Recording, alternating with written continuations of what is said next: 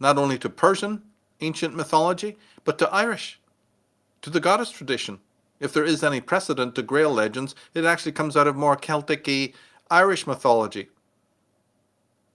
Anyone who has a slightest interest, you see, in Gaelic, in the Celtic and Irish mythology, know all about the goddess of the Fortunate Isles and the realm of eternal youth, the white goddess, as she's often called, turns up in all, even in France and all these Celtic countries. So the story writers of the Grail are kind of drawing upon that. It has hardly any precedent in Judaism as we know it, but as we've already said, Judaism is far more cosmopolitan and eclectic than one would ever understand because of the times that they spent in the company of pagan groups. And the mythmongers are damn smart. They adapted a lot of this. But anyone who's done their homework knows that even these romance legends, what would be called, say, the troubadour tradition, the courtly love tradition, in other words, the romanticism of that period, is all historically to be discovered in the Persian legends. And even before Persia, in the Scythian. The Scythians had their knights who fought dragons. Okay? Let's go on.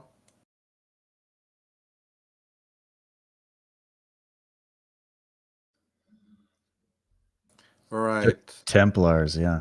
Yeah. So a little bit on them, just to again remind people. Let's go on. If you could read that.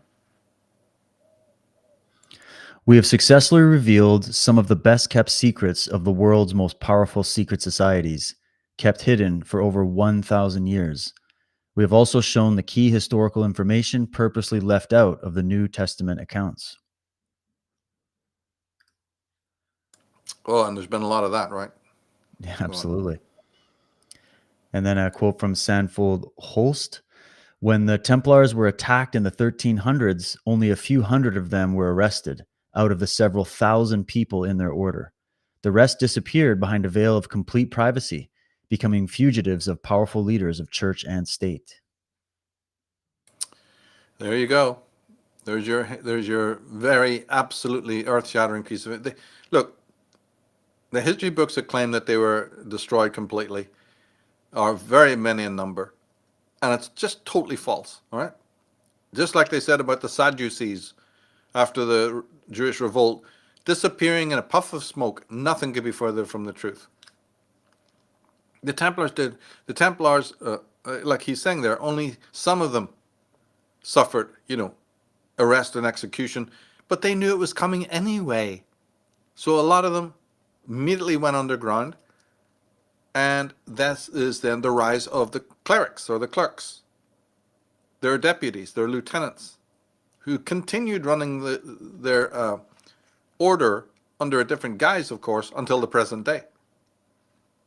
The Knights Hospitaller, the Knights of Malta, and the Grand Orient Lodges and Scottish Rite, and all of that. Let's go on.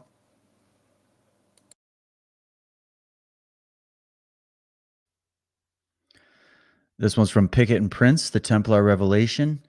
After the sinister events surrounding the official suppression of the Templars, the order went underground and continued to exert its influence on many other organizations. How the Templars did this and who had inherited their knowledge has never been known for certain until the last 10 years. Gradually, it has emerged that the Templars have continued to exist as Rosicrucianism and Freemasonry, and the knowledge they had acquired passed into these societies. Right. Very fascinating, again, piece of information. Let's go on. We want to explore exactly that point that they're making. So here's a section on the Templars and the Mason connection. A couple of slides on that. Could you read those? Yeah, more from Pickett and Prince. Chevalier Ramsay. It was a Scotsman, Andrew Michael Ramsay, who delivered what has become known as Ramsay's Oration in 1737 to Freemasons in Paris. A Knight of the Order of St. Lazarus and tutor to Bonnie Prince Charlie, Chevalier Ramsay made a point of stressing to the Brotherhood that they were descended from the Crusader Knights, which was a thinly veiled reference to the Templars. It was in his interest to use this oblique terminology, for the Templars were still anathema in French society. The oration also claimed, controversially, that the Masons originated in the mystery schools of the goddesses Diana, Minerva, and Isis. Oh. So Yeah. top Mason, Chevalier means knight. So Knight Mason, Knight Ramsay is letting the cat out of the bag in the 18th century. Read on, please.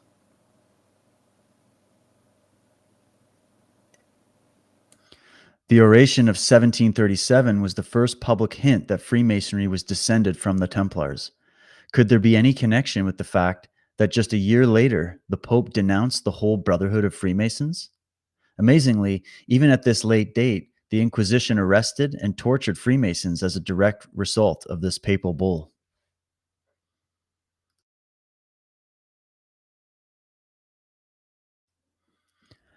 Baron von Hund. After Ramsay's heavy hints about the Templar connection, there came a more explicit and authoritative statement. In one of the most controversial episodes in the Freemasons' history, Karl Goldhelf, the Baron von Hund, and Alten Grochkow claimed that he had been initiated into a Masonic order of the Temple in Paris in 1743, and that he was given the true history of Freemasonry and authorized to set up lodges based upon his line of authority, which he called the strict Templar observance. Although significantly, it was known in Germany as the Brethren of John the Baptist. The true history that he had been given included the information that when the Templars had been suppressed, some of the knights had fled to Scotland and established themselves there. Baron von Hund possessed a list of what he claimed were the names of the Grand Masters who succeeded Jacques du Molay in the underground Templar movement after the suppression. There you go. And I believe it, every single word.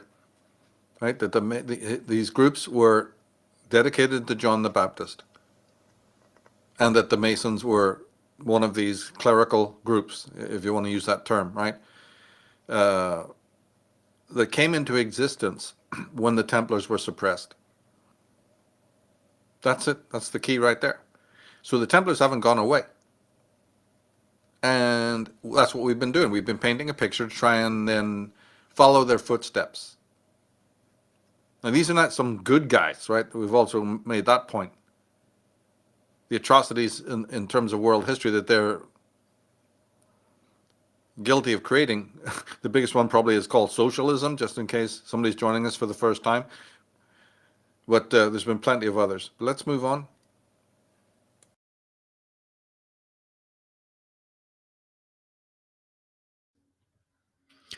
Mention has been made of the powerful secretive groups encountered and often befriended by the Templars after their arrival in the Levant. The Templar leaders made contact with the Parthian House of Edessa, leaders of the Fourth Sect, and the Mandeans, Order of St. John, and the illustrious Gaionium in Babylon. The latter re-entered the West under the name Freemason. Those are just a few.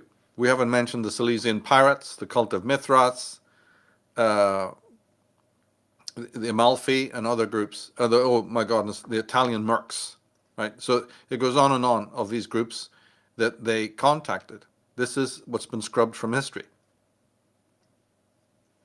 And they discovered, and even groups like the Assassins, eventually, they met with some of these Arabic groups, Islamic groups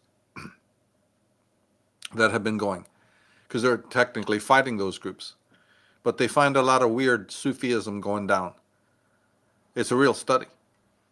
And we have to understand that meeting some of these groups eventually allowed them to convert out of Catholicism. But let's go on.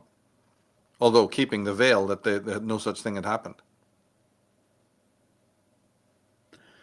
Upon meeting the Edessans, the Templar nobility of the West collaborated with the former to seize control of the world from the papacy. The Templars were handsomely rewarded for their assistance. The descendants of the Edessans still exist as the so-called black nobility, and they are the promulgators of world socialism. Right. Remember, so Baron von Hund's strict observance is a Masonic order. He says it's Templar based. But yes, but if you've done your homework and listened to our